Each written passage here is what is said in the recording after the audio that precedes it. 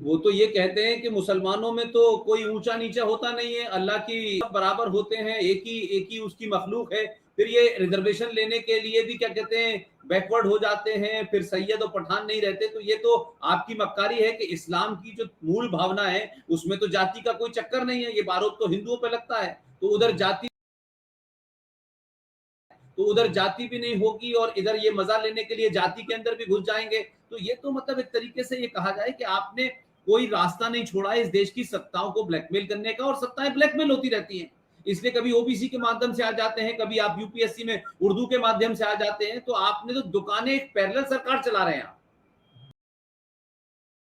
आपने जो बात कही आपने जो बात कही कि मुसलमानों में जातियां नहीं होती हैं,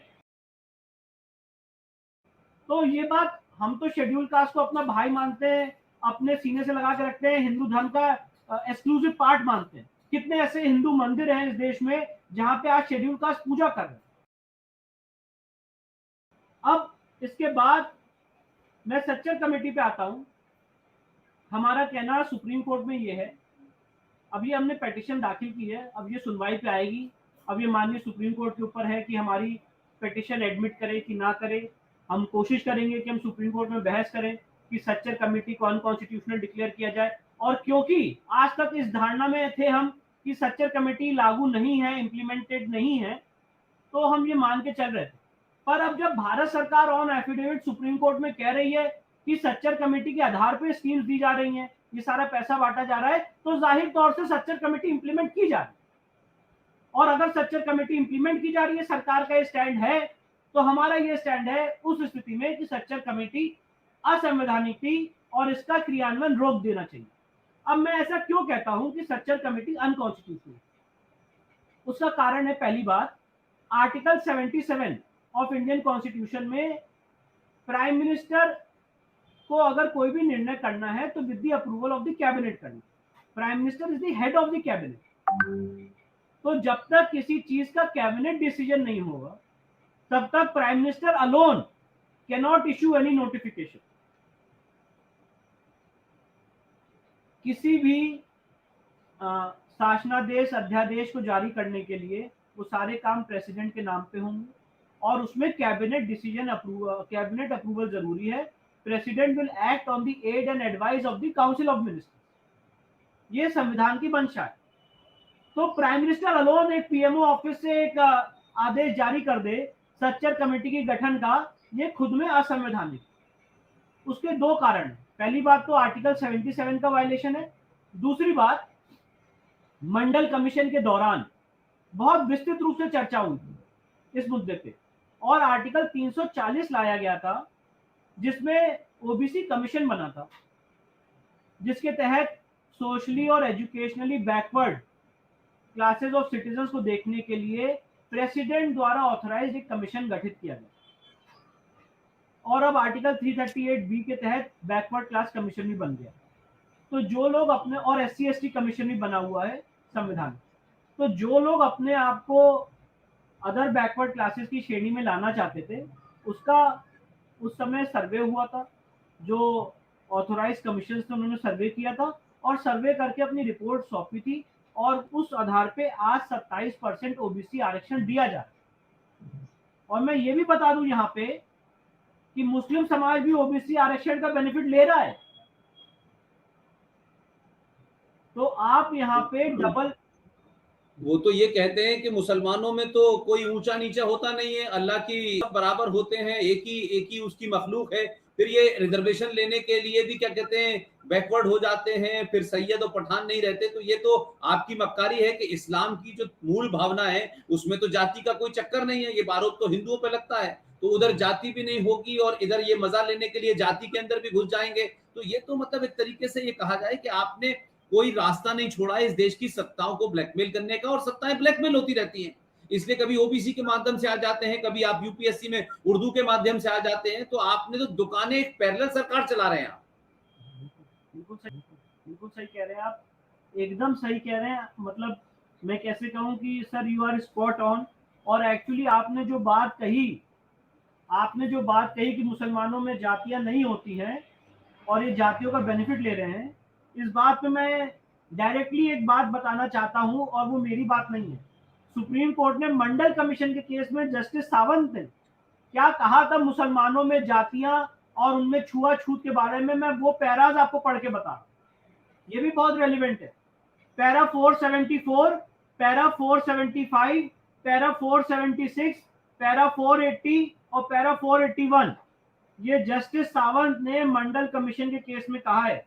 और मंडल कमीशन का केस बड़ा फेमस है, उसके बाद भी मैं यहाँ पे उसका साइटेशन दे देता हूँ।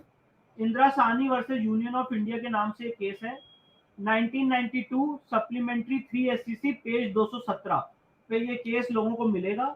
और इसके जो पैराज हैं वो मैं आपको पढ़ के स्पेसिफिकली बताता हूँ कि इसमें कहा क्या जस्टिस सावंत ने। इन्होंने कहा है, इसको जरा सा 5 मिनट लगेगा, इसको मैं एक बार एक्सप्लेन कर देता हूँ। However, among the Muslims, in fact, there are ashrafs and ajlafs, क्योंकि आप बहुत अच्छे से उर्दू से तारुफ रखते हैं तो आप बहुत जल्दी जी इसको जी जी समझेंगे। जी जी However, ji among ji the Muslims, in fact, there are ashrafs and aljafs, high-born and low-born. The census report of 1901 of province of Bengal records the following facts regarding the Muslims of the then province of Bengal. The conventional division of Mohammedans into 4 tribes, Sheikh, Sayyid, Mughal and Pathan, has a very little application to the province Bengal. The Mohammedans themselves recognize 2 main social divisions. मुसलमान खुद में 2 main social division recognise करते हैं, Ashraf and Shroff. And और second है, अशरफ और शराफ एक ही word है, और दूसरा है ajlaf. Ashraf means noble and includes all undoubted descendants of foreigners and converts from high caste Hindus. ये सब मैं नहीं कह रहा हूँ, सुप्रीम कोर्ट ने नोट किया अपने judgement. All other Mohammedans, including the occupational groups, are all converts of lower ranks and are known by contemptuous terms, ajlaf, wretches, or mean people. They are also called kamina or ittar. They are also called kamina or ittar, base or rasil, a corruption of risal, worthless. In some places, a third class called arzal, or lowest of all, is added. Within them, no other Mohammedan would associate, and they are forbidden to enter mosque or to use the public burial ground. तो जो लोग ये कहते हैं कि मुसलमानों में छुआछूत नहीं है, वो कृपया करके सुप्रीम कोर्ट के जस्टिस सावंत का जजमेंट पढ़ ले, पैरा 474 से पैरा 481 तक। और आगे क्या लिख रहे हैं, within these groups there are caste with social precedence of exactly the same nature as one finds among the Hindus.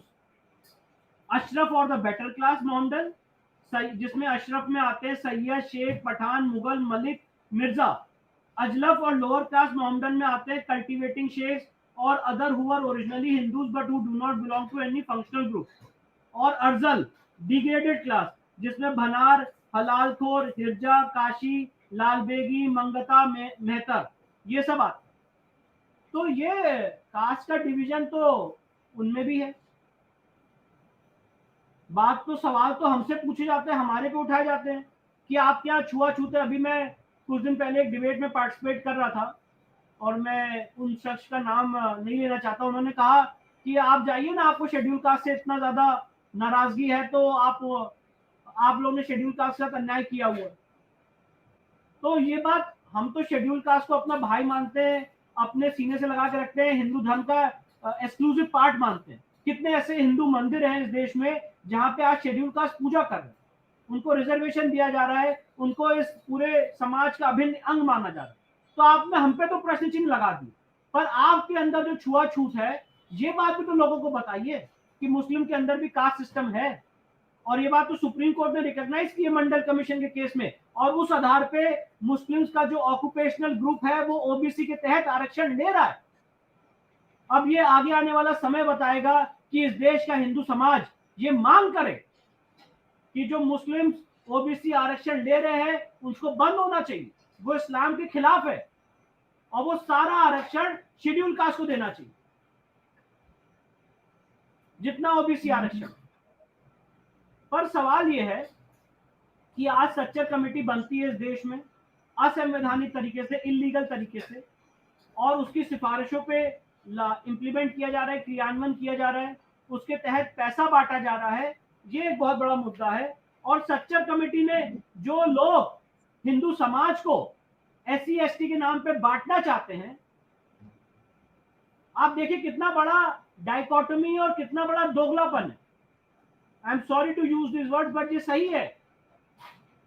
Mandal commission ने अपनी सिफारिशों में, जिसमें से एक सिफारिश ये है, उन्होंने ये कहा है कि जो जो रिजर्व कॉन्स्टिट्यूएंसीज हैं उनको खत्म किया जाए। तो जो मुसलमान डिलिमिटेशन, जो मुसलमान शेड्यूल कास्ट के हिमायती बनते हैं एक तरफ, और दूसरी तरफ सच्चर कमेटी को फेवर करते हैं, तो कहीं ना कहीं उनका स्टैंड कंट्राडिक्टरी हो रहा है ना, क्योंकि यहाँ पे तो ये कह रहे हैं कि शेड्यूल कास्ट की कॉन्स्टिट्यूएंसी जो रिजर्व है उसको खत्म कर दिया जाए। जहाँ पे मुस्लिम बहुल आबादी है, करीमगंज है, ऐसे कई इलाके हैं जहाँ मुस्लिम बहुल आबादी है, तो वहां पे उन्होंने रेकमेंड किया है कि वहां पे शेड्यूल कास्ट की रिजर्व कॉन्स्टिट्यूएंसी नहीं रहनी चाहिए। तो इस पे उनका क्या कहना है, ये बात आगे पब्लिक को बताएं। तो सवाल ये है, मुद्दा ये है, और ये बात मैं आपके सामने बहुत संजीदगी से रखना चाहता हूं कि क्या इस देश के संविधान का विधिवत मर्डर नहीं हो रहा है? जब एक PM, इस देश का प्रधानमंत्री, ये स्टेटमेंट देता है कि इस देश के संसाधनों पे सबसे पहला हक मुसलमानों का होगा। ये सच्चर कमेटी उस बैकग्राउंड में बनी जब मनमोहन सिंह ने कहा था कि इस देश के संसाधनों पे सबसे पहला हक मुसलमानों का है। और सच्चर कमेटी जो है स्पेसिफिकली कंप्लीटली मुस्लिम्स के लिए बनी है। मेरे पास ये ऑर्डर है प्रधानमंत्री का 9 मार्च 2005 का, और इसमें सिर्फ और सिर्फ जो कमेटी बनाई गई है मुस्लिम्स के लिए बनाई गई है, उनके पिछड़ेपन को देखने के लिए बनाई गई है। और सच्चर कमेटी ने क्या रेकमेंड किया वो भी मैं शॉर्ट में यहाँ पे आपके सामने रखना चाहता हूँ कि लोगों को पता रहे कि उनके रेकमेंडेशंस क्या है। चैप्टर 12 में रेकमेंडेशन है, और रेकमेंडेशन बताने से पहले एक बात और कहना चाहता हूँ। जो लोग ये कहते हैं, जितने मुस्लिम स्कॉलर हैं जो ये कहते हैं कि सच्चर कमेटी ने ये कहा कि मुसलमानों की हालत शेड्यूल कास्ट से भी बदतर है, वो जरा मंडल का इस सच्चर कमेटी का चैप्टर 8 पैरा नंबर 4 पढ़ लें।